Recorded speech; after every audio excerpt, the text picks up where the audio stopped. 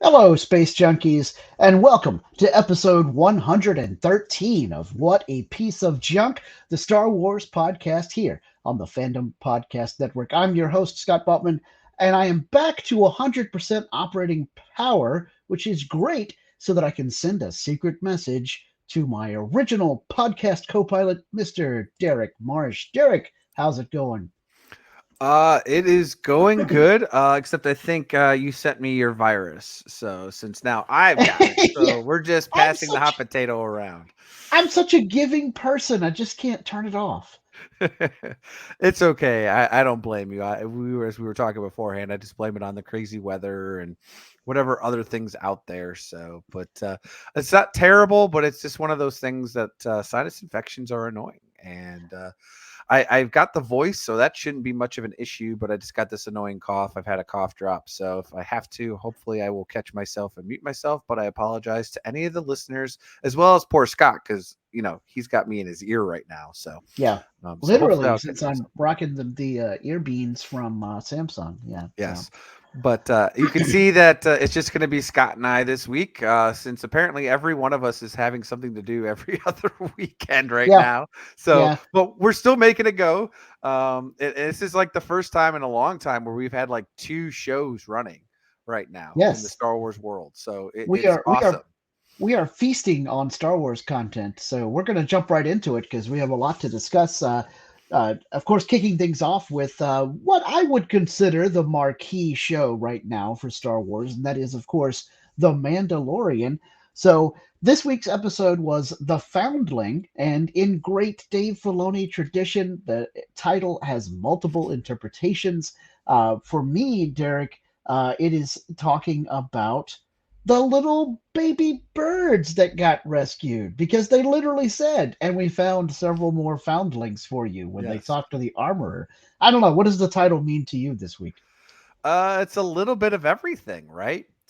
Because you've got the baby birds, as you mentioned at the end of the episode.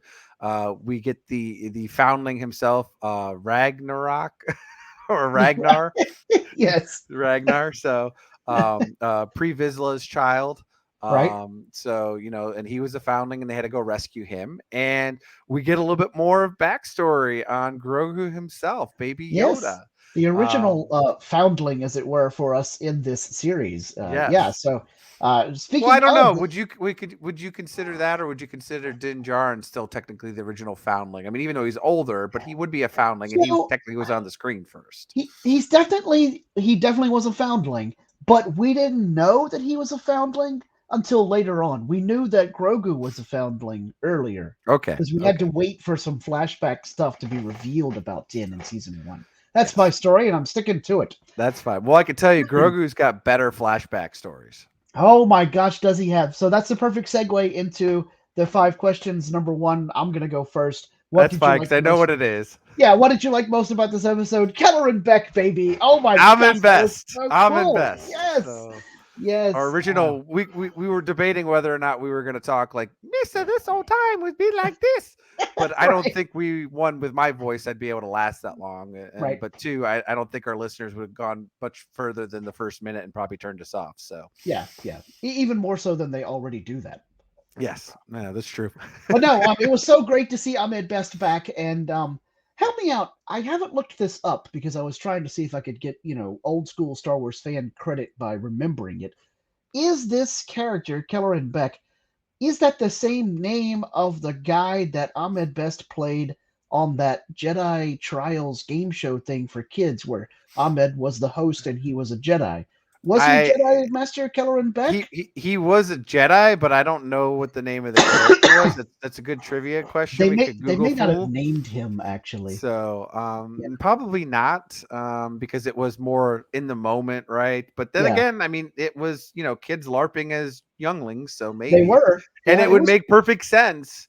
I Yeah, mean, consider he was protecting the younglings. So, right, right.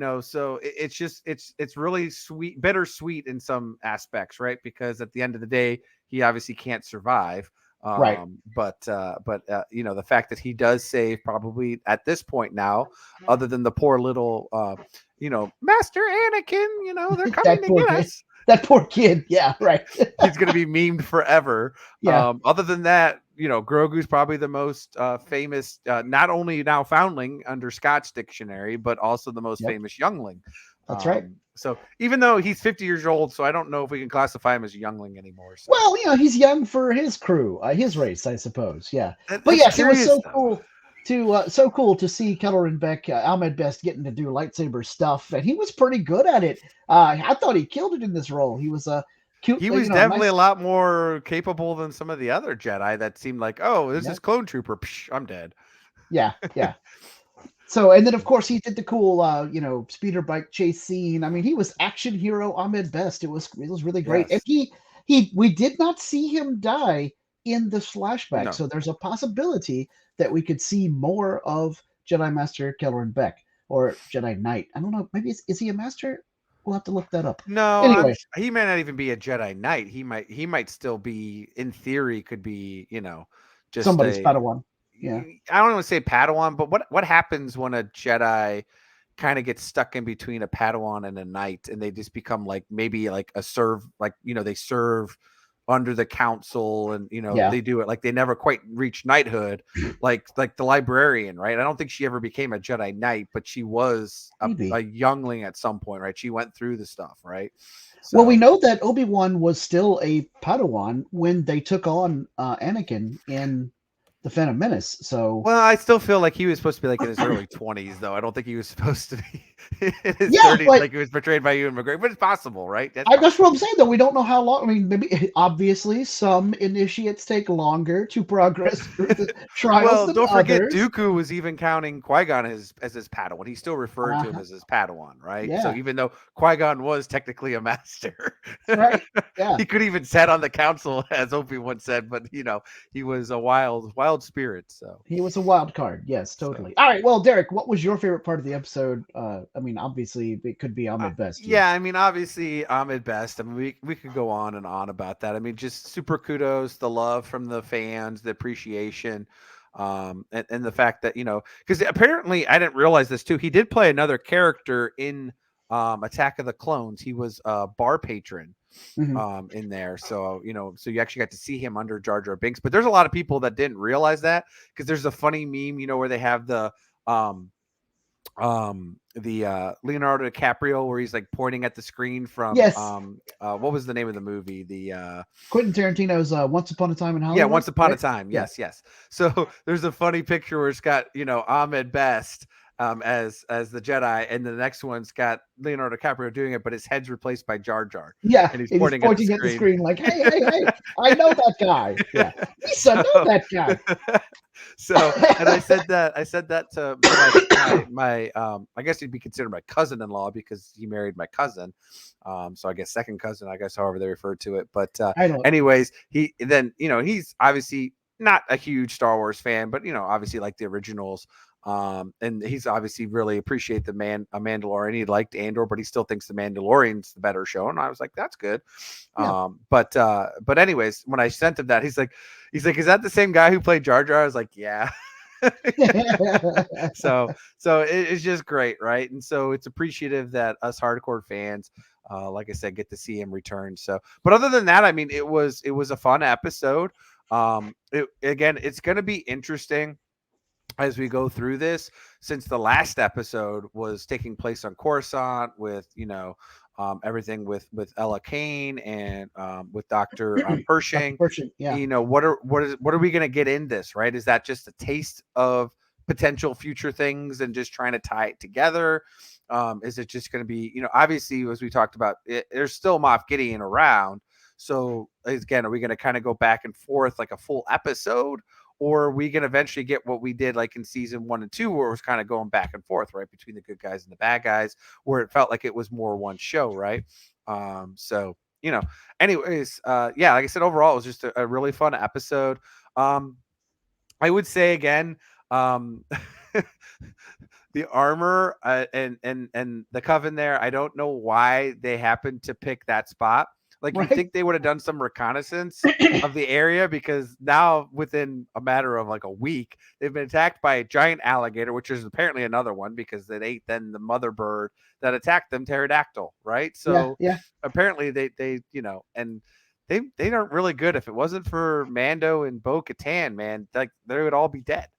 But what if, a la, Klingons, they picked this place because it was super dangerous? Because they're like They're like, predators, and that's how they get they're like, points. yeah, To, we gotta, iron sharpens iron, right? We gotta, make ourselves tougher by bending this incredible wasteland to our will, right?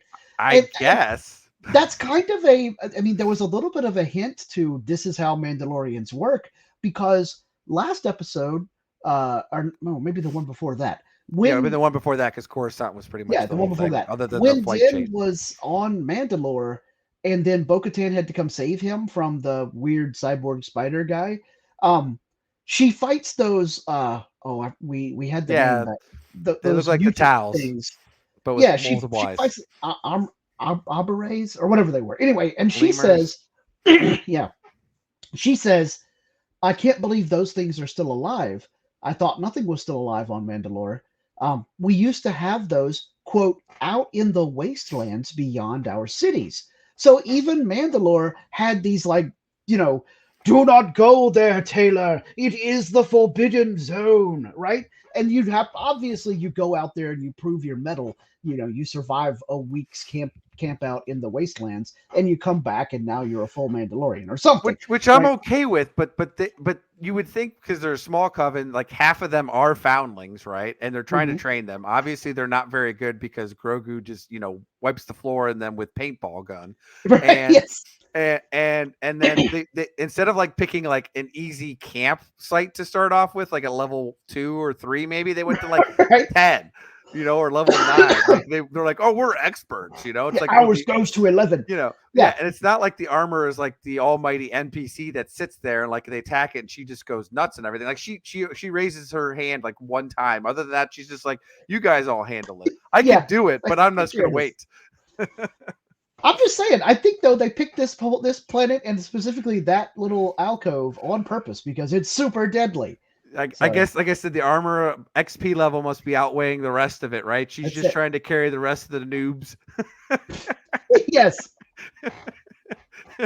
So honorable mention for my favorite thing about this episode was the joke at the beginning with Grogu because you see him sitting there with all those rocks and they're vaguely sliding and moving and you're like, oh, Grogu's doing the Force thing, right? He's all sometimes it is about lifting rocks, but then it turns out that they're crabs and he was just trying to get a snack. Yes. I loved it. I was like, I mean, yes, it's back to what he does best, right? Eating. yeah, So, that's right. so I mean, Okay, all right. what Let's do you, what don't you like about this Yeah. episode then, So what Scott? did I dislike about this episode?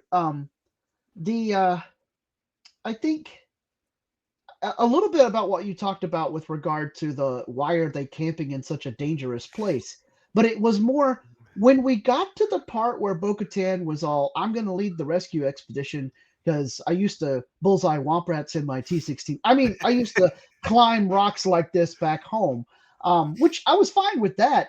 But then when they finally got to the nest, they were all like, okay, we know that Paz Vizsla's son is in danger, and the thing is probably going to eat him if we move too quickly. But also, we want to rescue him. However, we need to make camp for the night. I'm like, is this a rescue mission or is it like a merit badge I quest? mean, I mean, no joke. He would be dead by now. Let's be right? It's honest. like, listen, Paz, I know your son is like, on the menu for the pterodactyl, but speaking of menus, and then, let's have a camp out and a cookout. I was Yeah. like, really? We're gonna take a little break? It was kind of like a bad D&D session where the party gets to the final boss, but they're all like right in front of the doorway to the last Yeah. chamber of the dungeon. We Okay, and everybody take a long rest. Well, it would have been fine too. Like if it would have been like at nighttime, it's like Super Saiyan mode or something like that. If Hmm. they would have known something, right? And it's like, don't worry, they only eat in the morning, so your son's Yeah, gonna be okay. Even though surprisingly, it's been sitting in the giant bird's stomach this whole time as it gargles him up. So yeah, apparently, because they he don't have wasn't even. stomach acids. That's right. He wasn't even in the nest. He was like still being carried. It's like this was his Jonah and the whale moment for Paz Vizsla's Apparently, son. And then So he hacks him up, and Paz is like, "Hey, my son's alive." yeah, so I'm Anyway, with you on that one. Like Filoni and Favreau, and actually, I think it was well, I mean, they wrote the story too, but it was actually Carl Weathers who directed this he episode. did, yeah, which is pretty Um, cool in and of yeah, itself. which is great. But it's kind of like, come on, guys, let's keep it a little bit more paced up. Like, you don't need to waste our time. Like, okay, we were complaining that the episodes are too short, but if you're gonna fill them with stupid stuff, I'd rather it be a short episode.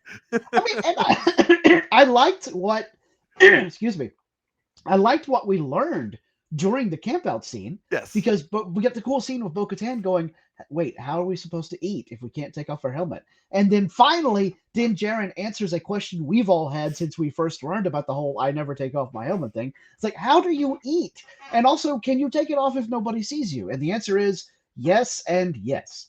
So he was all like, go off where nobody can see you, away from the fire, and find a place to eat with your helmet off.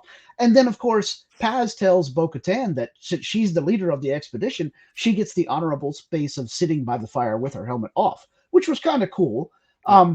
Although it does kind of beg the question, she just recently joined their whole group, but now she's in charge. I guess partly I can explain that by Well, but she's if she's been Mandalorian royalty. yeah, well, it's kind of cool, right? If you think about it, like she's got all these XP medals that she's had saved up, and now Yeah, that she's reinvigorated with the coven, then she's able to reapply them. So she's got all those medals she can now wear, and they all have to respect them. Before yeah, she could flash them, and they said, that doesn't mean anything because you're not right. part of the way. So now they're Yeah. like, oh, we got to pay attention. So Yeah, so she's back on the walking the way, but also she is a literal Mandalorian princess. So there yes, you go. yes. All So right. so Well, they what kind of did you dislike most about this episode? I mean, just like I said, just the bird scene itself just kind of felt like a little weird. Like the whole like when the bird goes off, okay, it's like planet though must be like super scoured though because it had to like fly forever to find Mhm. food for its kids. Because then it's like flying away. They're chasing it with its rockets, and then they never catch up to it. And they're like, "Oh, well, okay." And then luckily, Bo-Katan's got the ship, and then it's like, okay, like I don't understand this. Like she could have like said, hop in, Right? and then they could have gone the rest of the way and gotten it. And while it's flying, they could have been like, okay, we're gonna get real close. I'm gonna shoot it because it's by its feet. So she should have been able to have better shooting at a big freaking bird. It's not like it's a little eagle that's carrying something, right? And it's like the size of Ragnar. She could have shot the bird, and while he's falling, they could have, because apparently they defy gravity, they could have gotten their jetpacks and saved him. Yeah. And we would Yeah. have saved, 10 minutes. Now, granted, yes, we wouldn't have had this great conversation. We're still pending, though. Do they remove their masks when they're married and have sex? That's the one question we still got to so. Oh no, we know the answer to that because remember in season 1, crazy purple Twi'lek girl joked around um about Din taking off his mask when they were doing the deed. Oh, okay. I couldn't His remember. ex-girlfriend implied that you and Uh, your lover can be face to face. okay. Fair enough then. Okay, Yeah, so we are yeah, we are 3 for 3 then. All the important questions have now been answered. So yep, yep. all right. But yes, like I said, just that. I mean, don't get me wrong. Like I said, it was a fun episode. There was good things about it. But if we're just going to nitpick, like I said, that could have been executed a little bit better to fill some better gaps and, not been. Yeah.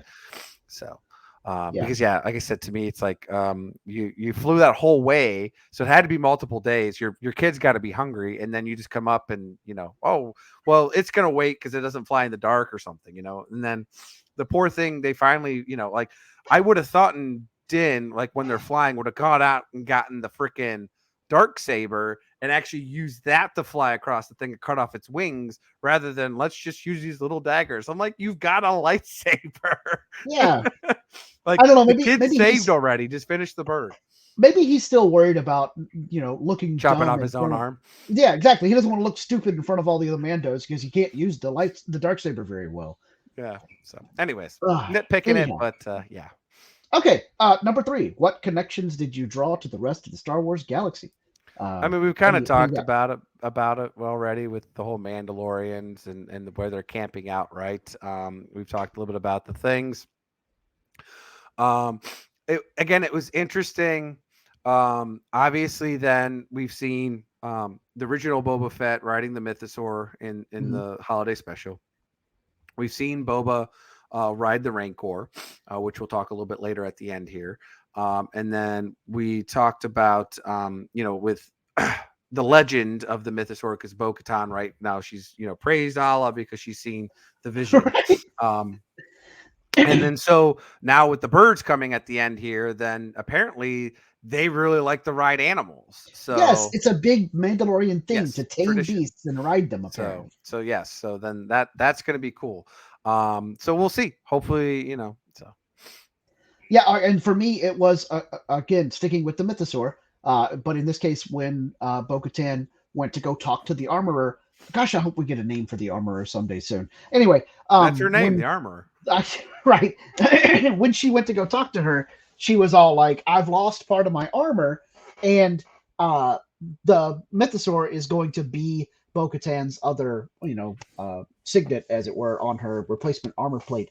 I did also like that the armorer made sure to tell Bo-Katan, I can't replace your shoulder pad with all of the modern technology that it had in it, because it's thus implying that the stuff that the armorer is making on her little, portable forge is nowhere near as advanced as the kind of stuff that Jango Fett, Boba Fett, and to a certain degree Mando had in other fight scenes where we see them use their armor to do cool stuff. So the shoulder pad that is now on Bo-Katan's right shoulder doesn't have the, microcircuitry and the headset integrated stuff. And so I'm often wondering if the writers are leaving it open as to what exactly all the capabilities of modern Mandalorian armor are, so that later, when we need one of their shoulder pads or chest plates to have some sort of micro thing in it that can, repel a lightsaber or deflect blaster bolts I or, would say, or shoot whistling or birds. shoot whistling birds out of that segment of the armor, or at least, like maybe at some point Mando is going to be down for the count, but then his chest plate has like an automatic defibrillator built into it. But then Grogu's doesn't, because he has an old school chest plate and mithril shirt. Excuse And me. he Yes, got his first shirt. piece from the armorer too. He's Yeah, upgraded. yeah. So clearly that is going to be Chekhov's chest plate, right? Later this season, Grogu's going to take one right in the chest, and everybody on screen is going Ooh! to be like, "Oh no, the baby's dead!" But then all the fans will be like, "Oh, he's got the thing," and we'll all be doing our Leonardo DiCaprio, Yeah. and pointing at the screen. Or we'll be comparing it to Frodo in the cave Yeah, and the troll. cave troll. Yeah, exactly. Well, I mean, come on, we were Mithril. going to do that anyway because he's got Yes. the Beskar Mithril. shirt. Yep. Yeah, yeah, exactly. Yeah. So So anyway, but yeah, hearing Bo-Katan talk to the armorer about the Mythosaur was a great connection to the rest of the Star Wars galaxy, and then mhm. also a spiritual moment for the two of them, because you can tell that the armorer is kind of all like, "Yeah, sure, you Yeah, saw a like she didn't want to Mythosaur. believe her that the Mythosaur was Totally real. happened." She kept trying to tell her, "Maybe, honey, it was a vision from the Yeah, there's a lot Force." of decompressed air when you're down that Yeah, far. that's it. You had the bins, or we're running out low on the Which O2. would be interesting though, because maybe that's what we're supposed to think. Maybe there is a Mhm. Mythosaur and it's really not. She just thinks she has a vision, right? Yeah, but But I from our think that perspective, Bo-Katan herself is convinced that that was a real live mythosaur, and that's part of what gave her, come to Mandalore moment, as it were. yep, yep. No, I mean, to me, it's gonna be it, right? I mean, we're gonna have to have it, and it's either gonna be, like I said, who's the Mythosaur for, as we talked about in our last episode, right? Is it gonna be for Din? Is it gonna be for Bo Katan? Is it gonna be for Grogu? Is it gonna be for Mhm. who I think it's gonna be for Boba Fett? So, No, yeah, but I think it's for Bo-Katan. I do. Yeah. so you think All she'll right. get the dark saber? Yes, I think Bo will end up with the dark saber at the end of the season, actually. Hmm. And speaking of the end of season 3, question 4: will we see those baby birds grow big enough for Mando and friends to ride them in the finale of this season, a la the Rancor in the finale of Book of Boba Fett? Derek, what do you think? I don't think we will. Just because I don't think. I mean, what do we have? 4 more episodes left at this point, or 3 more episodes? 4 episodes, right? I think 4, yeah. Because it's just a total of 8. So, Yeah. I unless they're gonna have a really big time gap, because I don't think that those birds are clones and gonna be able to grow huge in a few days. So, I mean, that'd be interesting to find out if they were clones, but because they would all tie back, right? So, but Yeah. I don't think so. I mean, I think eventually we'll get to see them probably at the beginning of season 4, when there will be a time gap. That would be kind of cool for them to be a bridge between seasons. But I'm going to counter predict you here and say that there will be enough of a time gap for Mando and Grogu and friends to go. They'll leave to go do something else with Bo-Katan, and then they'll come back X number of months later. And the things, it'll be like, they grow really quickly as children and then they level off. And so they'll be big enough for Mando and friends to ride them for some reason in the finale. Now, if you were to say, is it just Grogu who rides it, then I could believe it. Because then that would be That I very could see. plausible right now. Because of the size of the birds, that would be plausible. And secondly, we know that Grogu kind of has the same Yes. power that Ezra does about using the Force to talk Well, to so does animals. Ahsoka. And so does Ahsoka. Yeah. Yeah. So Yeah. so that I could definitely see. If you wanted to say Grogu specifically, I could see that by the end of the season. Because like the armor will be having like it'll be like the whole Black Beauty type deal thing where it's just the wild one, blah blah blah, and then here comes Yeah. Grogu, and the armor will Yeah. be like, oh, okay, that I could see happen. That would be cool. I could An also see interaction there. a case of where Bo and Mando and friends are in trouble and something happens to the N1 starfighter. Speaking of things I hope get names, I hope he gets another name for his ship. Anyway, it's like crashed or whatever, and they need it to escape or to go rescue somebody, and they can't get it to work. And then Grogu shows up with all three of the birds like under his thrall, Yeah. and the little baby birds like latch onto it and fly it. Or something. Yeah. They pull it up out of the swamp or the water or whatever. And we get Grogu doing the Master Yoda size. Well, he's got to do the little force hand. Yeah, he's doing the magic hand to control the birds and lifting the starfighter. There Boom. you go. Or even better yet, Mando goes back to, I don't know, where did they bury him at? To go get the remains of Quill and go back to the beginning of the episode 1 and get IG-11, and he combines IG-11 and combines them together, and then they get like half Quill, half IG-11, and then he goes and trains the birds. Yes, robot Quill, Cyber Quill. All right, okay, and you've got question 5 here. So, question 5: do you think we're done with Mandalore already this season? No, I don't. I think that we'll go back for some reason. If no other reason, then Bo-Katan will want to go to prove to herself whether she saw that mythosaur or not. I'm with you, but at the same time, I just feel like there's.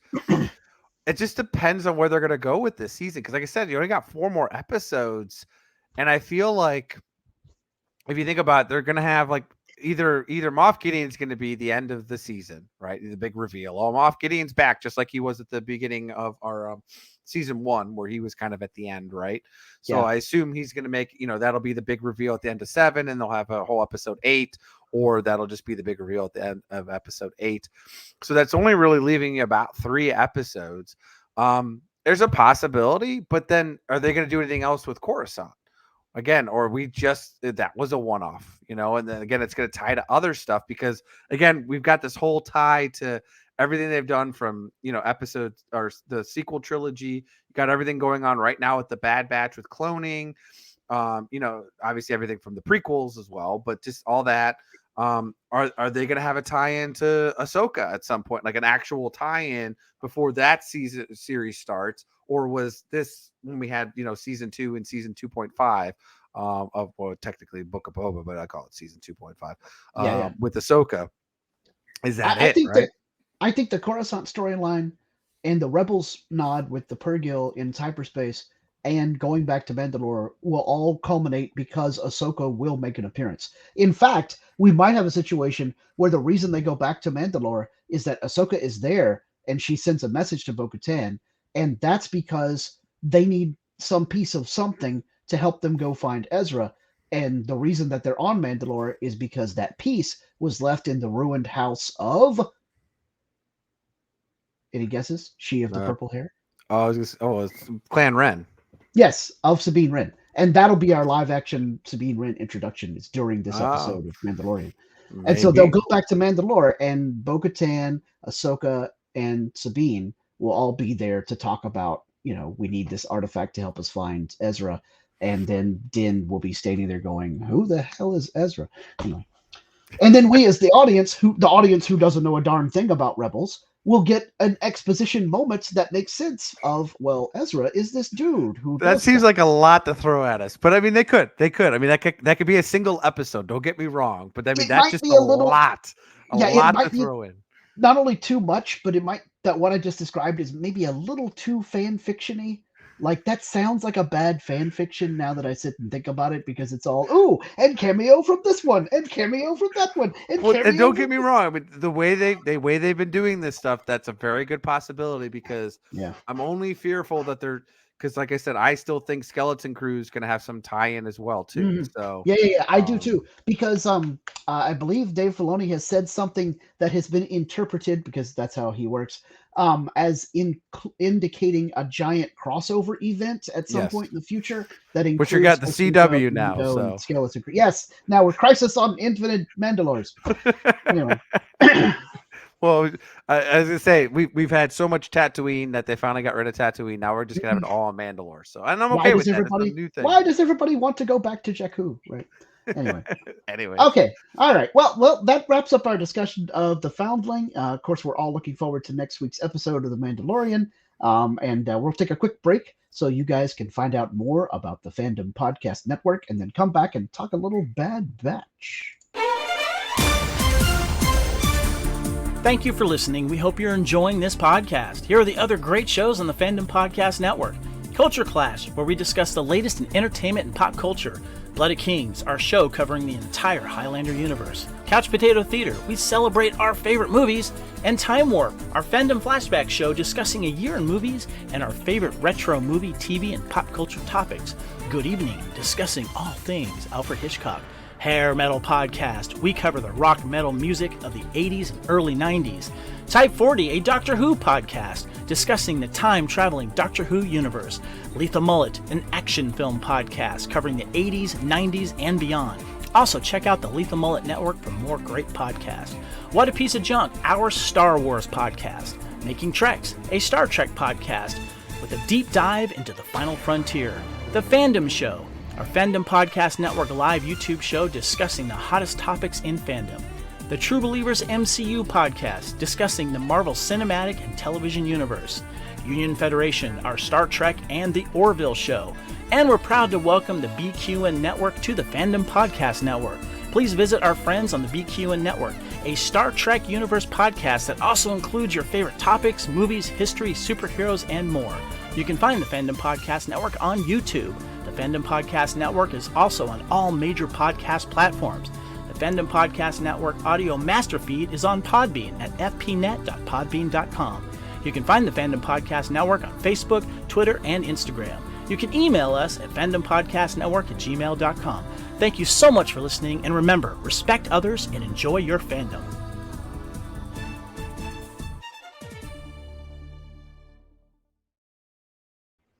All right. Thanks so much, Kevin. We hope you guys can check out some of those other shows. Okay, so let's jump into some Bad Batch discussion from the episode Tipping Point. Derek, what did you like most about this episode? So I liked it from the fact, again, our notorious crew is not involved in this, but we get to see Rex and Echo and the other team, because technically Echo is no longer a Bad Batch member. He's former, but he's no longer a Bad Right. Batch member. But don't tell Omega that. She'll be very upset. Omega. So, but anyways, yeah, we get to see them in a little bit of action here, right? So that was cool. I really like that, to see like how they're saving the clones, that we talked about, that we thought this whole season was really going to have a bigger focus on. I mean, it's kind of there, but I feel like a lot of these filler episodes are wasting precious moment when we could have got more of that.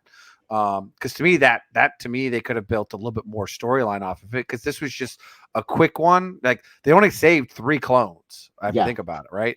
Was there more clones on there that just didn't get them, or were there other things? Because as Howzer talked about it, right? He's like, there's a bunch that left before me and they never came back, right? Yeah. And we probably get another Senator Chuchi, so. Right. I don't think there were any more clones on this particular transport that they raided in this episode, but Howzer is definitely telling them they have arrested a lot more clones and shipped them off to wherever. Well, in fact, we know where some of them are, because later in this very episode, Crosshair sees other clones locked up at Mount Tantus. So there you go. Well, and kudos to the Empire because they're not transporting a whole bunch at one time. You'd think it'd be more cost efficient, right? Or right? But at the end of the day, it's kind of like, well, where was the ship heading? Like, well, they were going to make a drop off, but they were en route to do some other deliveries or go to some other post, right? So they're keeping it well hidden. Only certain ones running this line probably, or certain ships are doing it so that they keep the numbers in view of who are actually doing the cloning process here. But in itself, though, like I said, we're transporting a few at a time. So they're keeping it on the down low so that people won't notice as much. It's a bunch of little atrocities, like what's his name from Andor said in his manifesto. I can't think of his name, but the communist dude. So he's like, it's a bunch of little atrocities instead of one giant one to keep you from being able to adjust.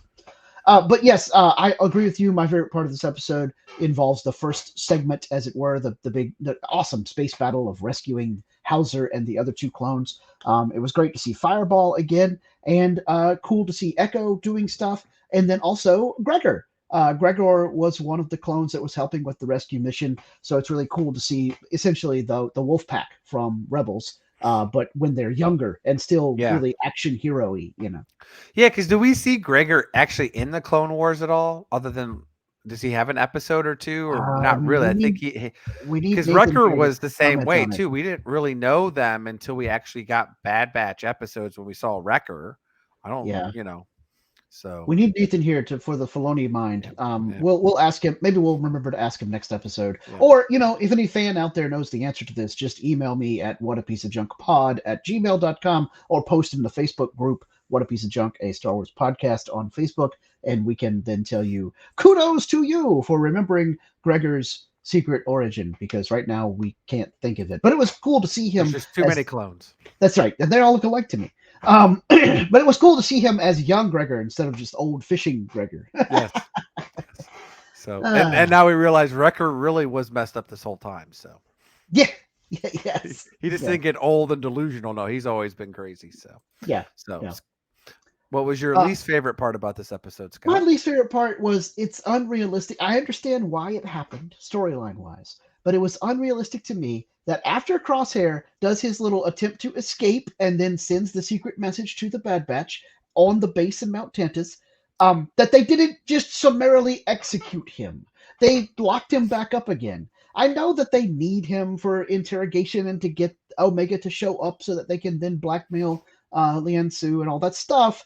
But come on, the guy killed like 10 stormtroopers in that very base. Like, if you didn't then execute him, what kind of, evil empire are we running here, people? Like, even the stormtroopers that are assigned to Mount Tantus might have revolted if he killed 10 of their buddies and faced, like, no repercussions in the way of capital punishment. I mean, that was just unrealistic. He's way too dangerous to keep him, no matter how well you have him secured. He should have been killed, like, during that whole, yes and thing. No, but the problem is if they kill him, then how do they get Omega there? No, I get it. I understand that's the storyline reason, but I feel like that would have been, if you'll pardon the pun about the title of the episode, the tipping point where they realize he is never going to help us. He's way too dangerous. We're talking about on The Mandalorian, the risk of that coven outweighing the rewards. The risk of Crosshair here outweighs any possible reward because, again, he killed 10 stormtroopers at least. Oh, no argument. Logic dictates, right? We could do a whole Star Trek here, but and on top of that too, honestly, that should have been what they wanted him to do, was send out the message. Yeah, and then kill him, because then you don't need him anymore. Right, but I don't think that Dr. Hemlock is anywhere near as devious as Palpatine. Well, and it's not like Crosshairs is anything special about it either. It would have been like, oh, he's like got the chosen clone DNA or something, right? I mean, he's got that amazing marksmanship, but like as the Kaminoans, they can just pop his eyeballs out and clone those, right? But what I was going to say is, as the Kaminoans found out, just because the Bad Batch has one of these cool, desirable traits, it's not super easy to hit Xerox copy button and give the trait to other clones. They kept trying to do that on Kaminoa, and they couldn't. Just imagine if the Bad Batch was all one clone. Yeah, Like if they did a Fantastic Four thing with the Super Scroll, where you mix all the Fantastic Yeah. Four powers together into one Super Scroll. Hey, that's awesome. That's actually what the Kaminoans were trying to do. But again, they found out that strand casting, genetics Yeah, do not work that way. mutant DNA didn't work. So, Yeah, genetics do not work that way. so We don't have enough mutant. We don't know the secret of the ooze, and the yes, other Ninja Turtles can't give us their powers. Token and Razor. So, Oh my God! uh, Now that's a deep cut, brother. All right, okay. So well, that and I was was going to tell you, mine was kind of piggybacking off yours. It was two sections. The first one, you were talking about it, and mine was, why didn't he kill the doctor lady? Like, he killed all yeah. those stormtroopers, but he didn't kill her. Like, okay, if you know you're not going to escape, at least kill, like, unless if he didn't kill her because she's actually on something and they're going to tag team and try, and she's actually an agent. So I that would be one case, right? So it- for me, the reason he didn't kill her is way more pedestrian than that, because she's and a girl. almost mundane. Well, I've not and she seen has a face. She doesn't have a clone trooper helmet on. I've I get not that. seen I get that. Crosshair kill any females. I just want to point that out. I don't know if that's necessarily supposed to be a character trait of his, but so far I have Uh, not seen him kill any women. And I could be wrong. Maybe I forgot about one. but maybe he killed women when they were on the snow mountain just a couple episodes ago, and how he ended up there with the rebels. They could have been women there. It's possible, but I think if that were the case, he didn't know about it. Oh no, you know what? No, what? I take it back. I think they killed some female rebels way back when the group first encountered Saw Gerrera and friends. Maybe. But anyways, regardless though, I just, it's like, come on, dude. Like, she's, she's telling you, it's like she's working on you. So, like, if anything, at least cripple the empire a little bit at this point if you're going to turn rogue, right? Yeah. Do something. Take out as much, hierarchy if you can, right? So, anyways, that's the one. The other one was, even though it was really cool at the beginning with the whole rescue of the clones and the ship battle and how they were doing and all that ship that the Rex and them were on moved way too fast. There's no way that they'd be able to deter and then rehat and attach each other and then jump into hyperspace. There's no way that would have happened, because it's not like it was even a, like, I'm not saying like X-Wings or starfighters don't do that in some of the things, but they like go crash landing into it, right? It's not like that thing attaching and all that was just way too moving too fast for me, Yeah. especially with the bulkiness of it. I get it. It's Space Wizard physics. I get it. But, Yeah. overall, that was the only thing, because then it was just like nonchalant. It was like, like, oh, if that thing can move that fast, then heck yeah. So, okay. But anyways, those were just a couple nitpick things. Yeah, see, that's our Star Trek fandom creeping in again, because we see that kind of thing happening. We're like, this could never happen in Star Trek, because, like, there'd be all this talk about how the G forces alone and the inertia would do this, that, and the other. Because in Star Trek, they take a minute to tell us, "Don't worry, Captain. Data has reconfigured the polarity of the inertia Yeah. dampers, and we're fine." And then here, of course, in Star Wars, we never do anything because it's an analog world, not a digital world. So the only thing they have as far as ship to ship transfer is these old school, like, submarine style pressure locks, right? And Yeah. you're right, that should never have been able to work at that velocity. Like, I would have been fine if it would have been like slow, and that would have made it like pressing, like, we got to go because this is going to take us a minute to get back to the attach, right? Yeah. And but Or it's like, I would have also thought it was cool if they bailed on the the leech vessel, and they left it behind, and Echo and Fireball just ran down the hall into yeah, they could have done that too. the chute, instead of telling Gregor and them to bail and we'll meet you later. What? Yeah. Anyways, so nitpicking the stuff, which, actually has been quite odd, because there's usually been a lot more stuff I have more to rant about Bad Batch lately. But Yeah, hey, take it a win. So yeah, exactly. All right, number 3. What connections did you draw to the rest of the Star Wars galaxy? I mean, you talked a little bit about, like, Gregor, right? Mhm. And how we got to do that. As I was talking earlier, I was just trying to remember this episode because watched it first thing in the week, and it's been 5 days, Yeah. and trying to go through it. It's like, okay, what to connect, and all this stuff, and it's just like, I think about, again, more with it was interesting, the poison gas, Mhm. and that how Obviously, like we get with like episode 1, right, with Qui-Gon and The Dioxis, Obi-Wan, all that stuff. But it was interesting though that the doctor was like immune. He's like, it's my own concoction, and I've been immune to it. And the first thing I think of is like Princess Bride. Yeah. I've spent the last 10 years building up an immunity to the Axis. I liked that too because the guy's name is Dr. Hemlock and he hasn't done any poison stuff yet. I'm like, come on, we're missing a real opportunity here. And he has that like old Hammer horror nod here where he's like Dr. Jekyll, Mr. Hyde kind of thing, or Dr. Frankenstein even, in that, of course he's immune to this poison that he made because it's his, super toxic brew. Well, I almost think he looks like, I can't remember the name of the character, but Gary Oldman played him in The Fifth Element. Oh yeah, that guy. I can't think of his name. I can't think of it, but he acts just like him too. Like all he needs is like half his hair to be buzzed off. Yeah, the skull plate. Yeah, and then when he's talking to Palpatine, the black goop starts pouring out of his forehead. Yeah, totally. Yeah. Anyway, for me, the major connection was during Crosshair's interrogation, the classic ball ITO evil interrogator droid. Oh yeah, yes, the hypno. Yeah, he's gonna hit him with the sodium pentothal, truth serum or whatever. That was hypo syringe. There you go. Thank you, Star Wars CCG. Good times. I will now start asking my opponent questions. Yeah. Well, that'd be cool if that card actually did something like, hey, you hit this, and you can actually see your. It does do that. Am I hallucinating? Does it do that where it shows your opponent's hand? I have to look it up now. I don't think it did that. Okay, I'll look it up while you go through the next one. Yeah, okay. So question number 4, I'll go ahead and answer it even though I came up with it while Derrick scans 30-year-old trading cards.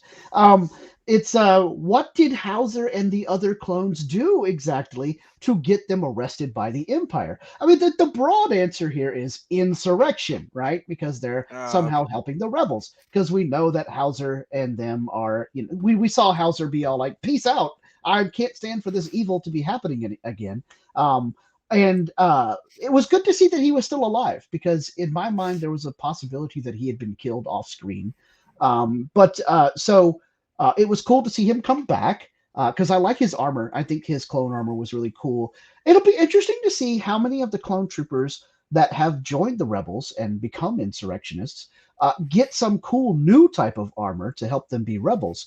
Because we don't see a lot of armored rebel troops in other Galactic Civil War era stories. But in this case, Howzer and them have marquee signature suits of armor. So it'd be cool to see if they all get to keep them. Obviously, Fireball still had his, or a variation of it.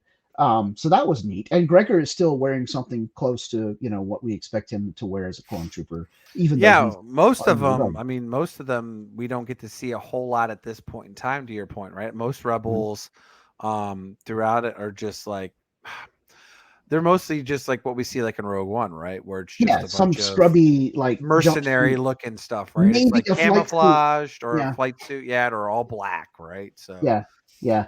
So my theory about what Howzer and these other 2 clones did was they were somehow raiding a supply depot. They were getting weapons or armor or both or some kind of tech to take to other, defectors, other insurrectionists, if not other clone troopers, at least other rebels of some kind. And they got captured. They got busted somehow. Or maybe they were trying to do, some kind of commando raid and use their old school access codes and stuff like we've seen the Bad Batch do every so often. In fact, I remember in season 1, a couple of times Tech was like, you really think they'd change the access codes every so often? Because we can still use our old stuff, Yeah. So that's my theory. I don't know. What do you think Howzer and the gang did, Derrick? Well, let me first go back to our question. So the hippo, yes, deploy on your IT-0 once during your control phase, if present with a captive or with an imprisoned captive. You may ask one yes or no question about cards in opponent's hand. Opponent must answer truthfully or lose 1 force, or you may add 1 force to a 4-strength. So you were right. So good times. I never used it, so I know. Now I want to play it later this year when we do our gathering in Greensboro. Hopefully. So maybe the PC will make an actual legit use out of it then, right? Well, now that we've seen it on screen in the Bad Batch, it increases the chances of that happening. So. Anyways, to talk about Howzer, honestly, I didn't think much about this. So, it's an interesting question. Really, I just thought like he was just asking too many questions. just Mhm. like every other clone's been doing, right? Then they're like, these little pockets all over, and they're getting at bars and they're meeting after hours, and blah blah blah. And like you said, that they're kind of being decommissioned, and it's kind of like okay, and anything that they're doing, and really, to me, honestly, it seems like the Empire doesn't even really need an excuse anymore just to arrest them, right? Yeah, it's So like we'll come up with some trumped up charges. yeah, they'll just make up something, right? So really that's not much more. So, but I mean, I like your theory. It's cool. So I think that they're already starting to try to help each other in a sense, which is surprising. You would think at this point. I mean, I guess there's probably still some clones that are kind of like under the crosshairs impersonation, but a majority of them by now. I mean, because we got to be like at least what I don't think we're a year, 2 years post Revenge of the Sith, Something or like 6 that. months. I mean, at least 6 months, but I would think we're maybe a year or two in at this point. It's hard to say, right? Because I feel like that's been a continued question. Is like, okay, where are we really at in the timeline? Because I don't feel like we're at the point where the Empire is that bad, right? I mean, obviously, we don't actually get the Senate, absolved until actually A New Hope, and you don't have Scarif and Rebels. Rebels is only taking 4 or 5 years prior. Andor's 4 or 5 years prior to A New Hope. So I feel like we got to be pretty infancy post Revenge of the Sith. But again, they were smart, unlike the New Republic that we talked about. They actually used the stuff, even though I mean I know they're getting rid of the clones and stuff, but they're using everything else, and they've already been pre-making it, so it was already disposed of. Unlike the New Republic, who's disposing of all the Empire stuff, and that's why then the First Order can come back so easily. But anyways, You know what? I have the answer to my question. I oh, didn't remember this about Hauser. I knew that he had been in a couple of episodes, um, but the last time we saw him before this was when he told Crosshair, uh, my men and I are not going to participate in this stuff any longer." When he was trying to help rescue or protect Hera's dad, Cam Syndulla. This was in the oh, Bad Batch episode "Rescue on Ryloth," back and in season so. 1.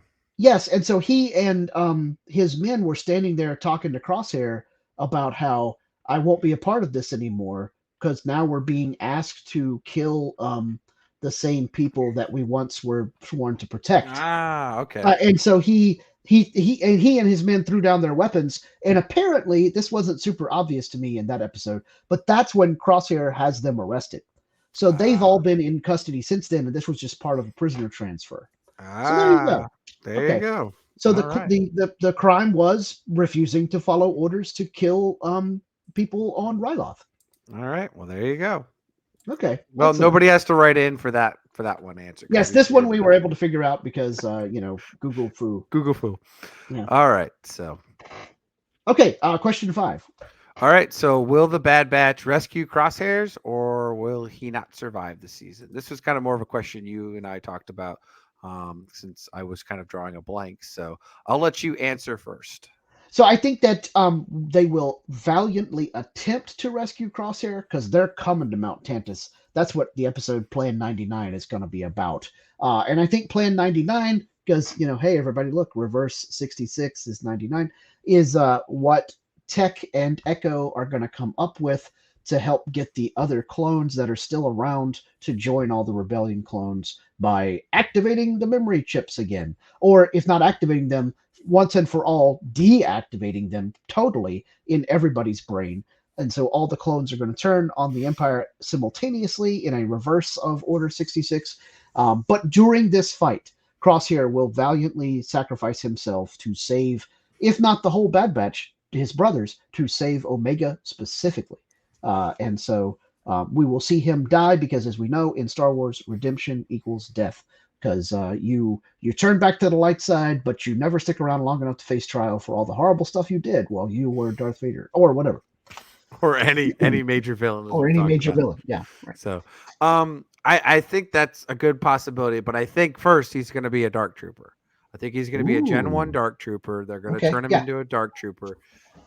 He's going to do the whole RoboCop resist, and they'll have to pull his helmet off, and he's still there as a human, blah, blah, blah. And he'll die in Hunter's arms.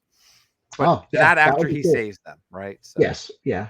Yeah. So He'll help them figure out how to stop all the Dark Troopers that are currently kicking their butts. Something like that, right? I mean, there's a good possibility, right? To your point, because as we talked about, Gen 3 was, they removed the human element, right? As we talked about, but that means there's a Gen 2 version, so that has humans in it. Right. So we'll see, right? So, and maybe that'll be like, we don't use clones, right? Because that's what they're trying to do. They use clones, and they're like, well, maybe it's not clones. We just need to use actual human beings. And then we find out, oh, it doesn't matter. It's still, they're willing to resist or emotion, blah, blah, blah. Then.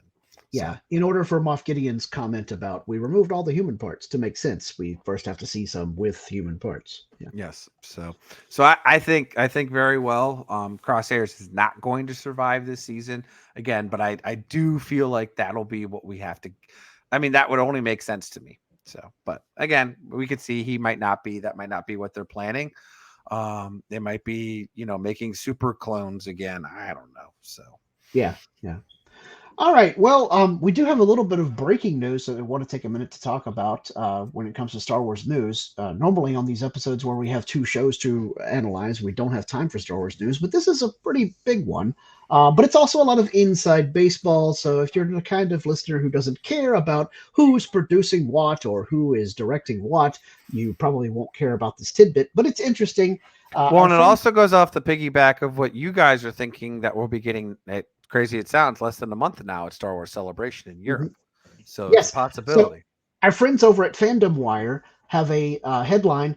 Again, there is no definitive source for this, so take this with a enormous grain of salt, but Fandom Wire, usually pretty good track record. The headline is, Disney is reportedly firing Lucasfilm president Kathleen Kennedy if a Star Wars movie is not in theaters by Christmas of 25.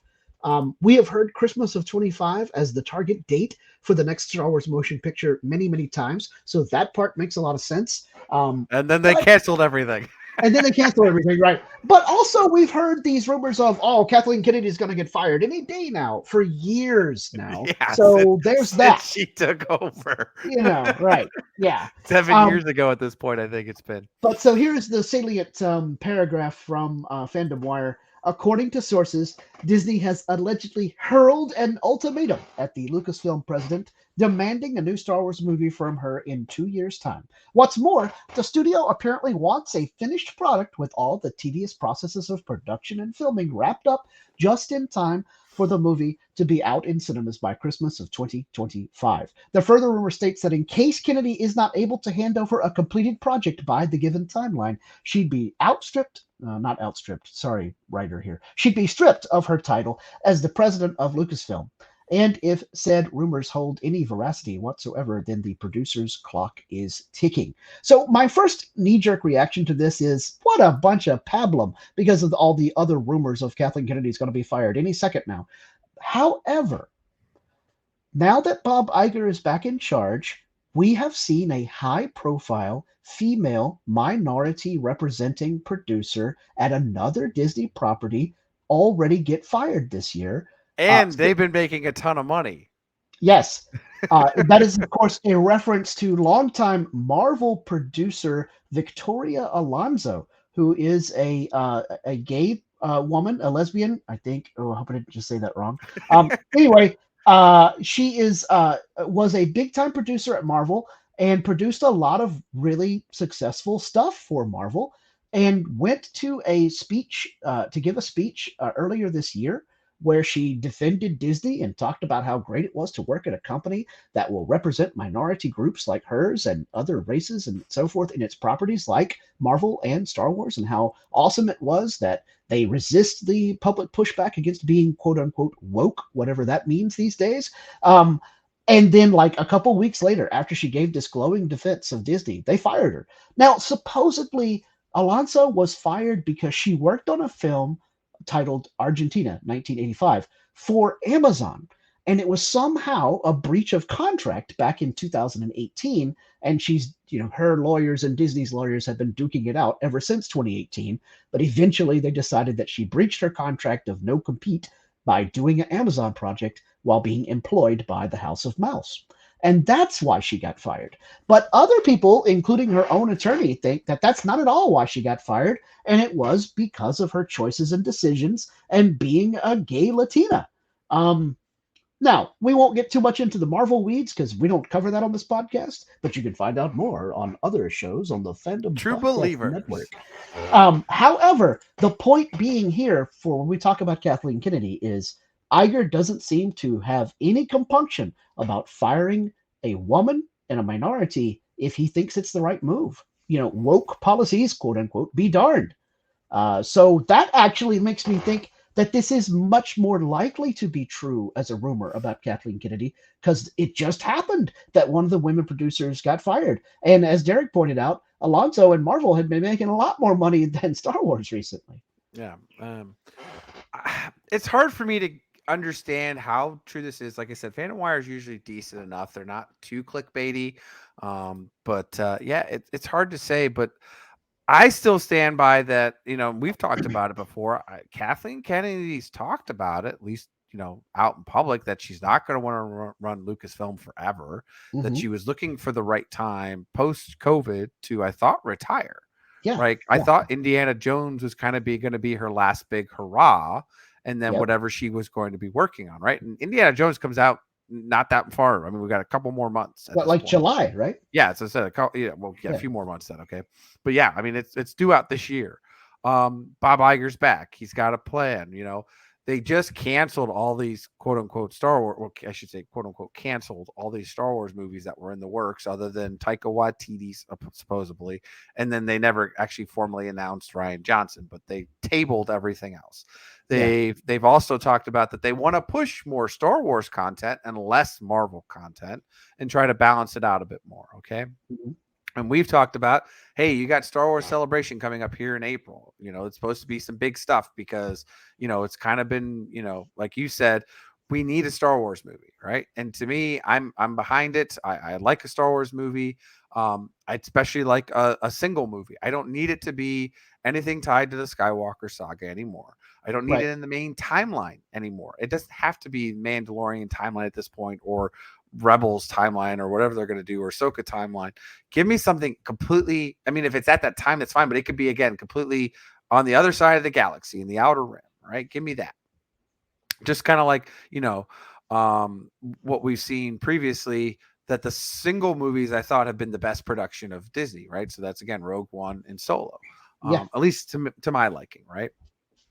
But, but again, I think if Kathleen wants to step aside and do it, and we want to get the right person in, I think it'd be best to get that person in and then let them make the decisions on the next movie, right? Which at this point, it's going to take you don't even have 2 years theoretically at this point. You've got, 21 months, right? Yeah. So unless if they're already cooking in the oven with something and they've just been throwing all the shit out there to say, hey, it's fake news and all this and keep it covered, and they're actually been, cooking something in the volume in the back and nobody knows about it, or they've been off on some, Antarctica filming something and nobody else is around, because obviously anytime they do anything in Marvel and Star Wars, the paparazzi are blitz, right? I mean, everybody's out there. We got people with drones flying over to get better shots. Everything, man. So it's just like, okay, so what is it anymore? I don't know, right? But I think that the next person that wants to come in will come in guns a-blazing, but again, at their own. I don't think that they want to come in guns a-blazing with all the stuff that Kathleen Kennedy's got cooking, because again, why would you want to tie yourself to the future when she's been batting 50-50 at this point, in my opinion? Yeah. And so this could all end up, like you said, this story could end up being a total smokescreen, and it's really just setting up the whole, she's announcing her retirement. I mean, she's 69 years old. I don't know about you, but I hope to be retired maybe even before I reach 69. Yeah.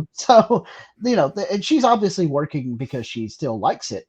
You could be an executive producer, but you don't need to be the president anymore. You know what I'm saying? Like, you could step down, and you still want to have a transition period with the new person, right? Give them 6 months before you hand it off. Yeah.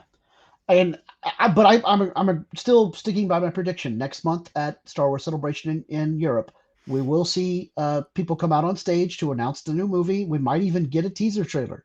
And I still say it will be post sequel trilogy, and Daisy Ridley will be involved. She may not be the lead, but she will be back as Rey. I don't think any other sequel characters will be returning, but I could be wrong about that. I could be wrong about the whole thing, but that's I my mean, that'd be prediction. pretty cool if they actually got Oscar Isaac and John Boyega back too, right? So John Um, seems to have dropped hints recently that he's open to it, but well, Oscar yes, is still saying, "I'm done with Star Wars. No thanks." yeah, but again, they threw the funny money at him, so Yeah, yeah, but he's like he's the old grumpy Harrison Ford of their crew because that's true. he's the oldest But one. but he was welcomed along in the Marvel world. So if he Hmm. knows that he's under Favreau and Filoni's hand, especially Favreau's, there's a good Yeah, chance he'd be like, okay, or even if it's the Kevin Feige movie, right? I mean, they still haven't officially come out and said Kevin Feige or any of the other movies are done, other than Patty Jenkins has said my stuff's been tabled, but they never said that she's done. They right. just said it And was tabled. Damon Lindelof recently announced that he was exiting as writer, but that doesn't mean that his script get thrown in a fire. He turned it in and Mhm. was like, maybe he's like, I'm turning this in because I'm done, and he's Yeah, got other things I have to do. yeah. So like I said, I mean, it'll be. I mean, we're hoping we'll get one big, huge announcement. That would be great, right? Like I said, but we'll see. So Yeah. And speaking of things that we want to see what Star Wars t-shirts are we wearing this week. So, Derek, what do you got? I'm so happy to finally show you because I know you'll appreciate this one. So as everyone knows that this past weekend, actually finished just a few hours ago, was the Lexington Comic and Toy Con, Lexicon, as they call it around here, that comes out at the end of March. And this is the first time I actually got to go to this one, just because I've always been big in Gen Con, right, and doing a bit more with gaming. This one's a bit more on the artists, cosplayers, and stuff like that of sci-fi, fantasy, and all that. I mean, they have everybody. And so I thought, hey, it's local. It'd be great to take Sophia for her first one, right? Oh yeah, yeah, So, great. so we went out Saturday. She lasted a few hours, so kudos to her. So we did Yeah. it. And I posted it in the Facebook group, right? I was wearing my Boba Fett hoodie with the zip up, it has the helmet, mask, and stuff. Sophia was wearing her Baby Yoda dress, Grogu, where it has the hood and it flips up with the ears and all that stuff. So Yes, we good were times. matching. But anyways, so I went to go see Roxy the Rancor. If some folks might know who that is, right? There's some wonderful folks who have made a giant statue of a Rancor. Obviously, it's not quite life size because that one was quite big. Yeah. The one that actually holds it would probably be closer to Mochi size, right? Which you actually Yep. seen in Bad Batch season 1.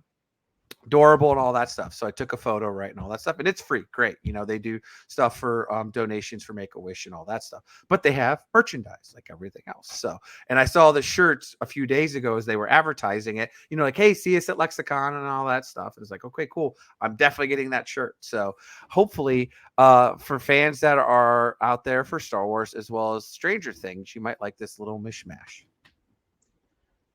Oh, it says Rancor Pit Club, Roxy the Rancor, and it looks like the Hellfire Club logo from Stranger Things. That's amazing. I love it. That is awesome. Yes. So you got a little Eddie Munson there. So I could do Yeah. that. Good times. So, Good times. and it's cool too, because like even the sleeves a little short too, just like you would Yeah. wear in It's a that. very So 80s ringer tee. yes. Yeah. Good So stuff. Good stuff. anyways, so we picked up I have other shirts I'll show too and other merchandise and stuff. But for tonight, that is the first taste of what I got at Lexicon. So Good Scott, time. what are you wearing this week? So, friend of the show, Steven Suits, and longtime friend of myself, still got me some more stuff when he went to Galaxy's Edge. Thanks very much, Steven. And so I have another Mandalorian themed T-shirt from Disney, and it is a Mandalorian bounty hunter seal on my shirt with the Mythosaur skull emblazoned in the middle, black logo on a white shirt. So I'm always happy to get a shirt that is not black predominantly, because it just seems like all the fandom shirts out there are like a black shirt with something on it, right? Anyway, but yes, this was great. And excellent to rep the Mandalorians again with the Mythosaur skull as the Mythosaur continues to be Yes. even more important. And if we get big reveals, we'll talk about it on the next episode of What a Piece of Junk. We totally will. And if you guys want your own cool What a Piece of Junk t-shirt or any other Fandom Podcast Which Network I show, wore at Lexicon. So sweet. Way to represent. Check us out over at the TeePublic store at tpublic.com. Just search up the user Fandom Podcast Network, and you can see all kinds of cool stuff there. Derrick, let folks know where they can find the show out there on the internet. So obviously, anywhere you can go out there and download or stream podcasts. You can go out there and find us specifically on the Podbean app, which is at the master feed, but you can also find us on Apple Podcasts, Stitcher, Spotify, iHeartRadio, Google Play, all that cool stuff. Again, as we mentioned earlier in the episode, you can find us Facebook at What a Piece of Junk, a Star Wars podcast. You can obviously find myself, Nathan, and Scott on there as well under our real names. You can email Scott in the group here at whatapieceofjunkpod@gmail.com. He also runs the Twitter handle, which is at What Wars, and then Instagram. Kyle runs that for the Fandom Podcast Network in itself. So, and then we like to do a bit of pleading or asking or begging or whatever you want to call when it comes to podcast reviews. Obviously, the call out is Apple Podcasts is the most notorious one, but again, I know Podbean has them all and all that stuff too. But just leave us a review. Appreciate it for this episode, for the entire. If you like and subscribe us, you can do that as well. But it helps us bring our content. Again, we're doing this for fun. We think we have a good time. We think we're hilarious. But if you think we suck, give us 1 star, and that way nobody finds us. But if you're enjoying our fun conversations we have with ourselves, and you want to be part of that, and I want others to appreciate What a Piece of Junk, a Star Wars podcast, then please leave 5 stars so that way people can find us as they search for Star Wars, Mandalorian, Bad Batch, all the other cool shows that we'll talk about. Yep, absolutely. And we certainly want to thank everybody out there for joining us. And thank you so much for listening to the show.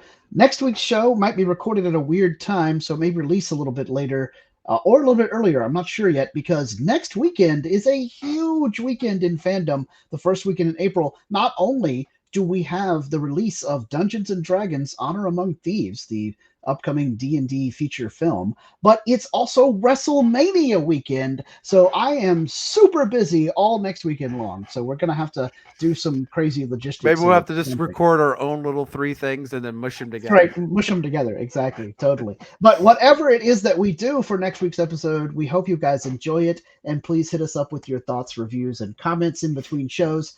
Please always remember to respect each other and always respect each other's fandom. All right, Derrick, punch it.